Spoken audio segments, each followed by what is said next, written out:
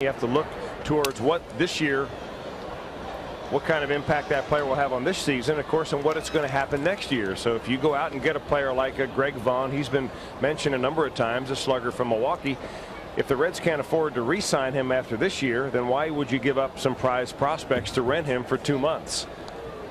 And the other side of it too is that the state that the Reds are in, yes, they're in the pennant race in the Central Division, but it's clear they don't have a wealth of players at the minor league level that they can afford to lose 2 or 3 or 4 of them. Here's the 3-2 to Sabo. 2 broken bats and 2 swings. He'll have to get another piece of lumber. He's going to stick with it, I guess. He thinks it's okay. It sure sounded like he broke it. But for a general manager today, it used to be you made a deal at this time of year because you wanted to stay in a pennant race. You didn't consider the financial ramifications or the minor league ramifications. Now those 2 things often come before the final decision. Yeah, it was broken, and now it's broken for good. Miller has it. 1 away.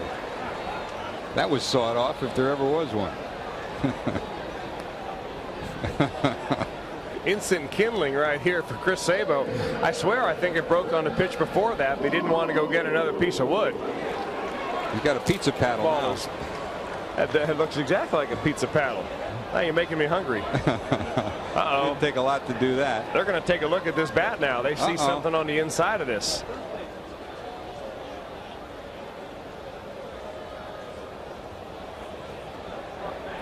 How about that? That's a stream of cork running right up and down to Chris Sabo's bat.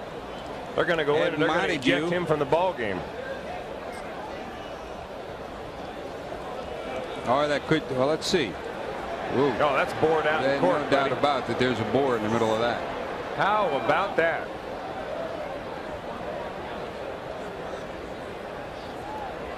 They will. What happens here? Ed Montague will send that piece of bat back into the umpire's room. That will be sent to the league office. So Chris Sabo peering out at Montague. You know what happened though? The Chris Sabo used a different bat the pitch before. He was up there, he was jammed on that, and with a foul ball he broke his bat.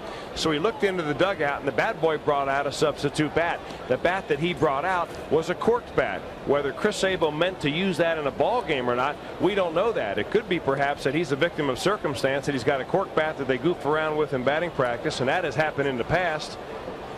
And he gets caught using it in a ball game and seeing it explode on him. That's about a hitter's worst nightmare, if you know you're cheating and then you know you got caught. Again, he did break his bat, and I tell you one thing, Chris, you would figure if the bat was deliberately corked and he knew it was corked and he thought it was broken the time before, he wouldn't even take a chance. He'd get rid of it rather than see it splinter open. Yeah, I can't see him intentionally going out there using a cork bat, especially after the bat boy brought that one out there. Look at Montague is out in the infield now picking up pieces of cork. Tom Hallion gobbling some up. All those wine bottles. Wonder what vintage it was. Wally Bell will take the rest of it. Here's another look. Watch this ball. Just look at the little pieces of cork coming out of that bat. That is classic.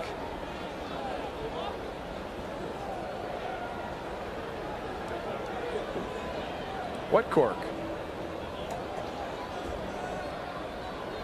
So Montague has taken that piece of bat in and brought it to the umpire's room. Sabo will collect his gear, and he has been ejected from the ball game.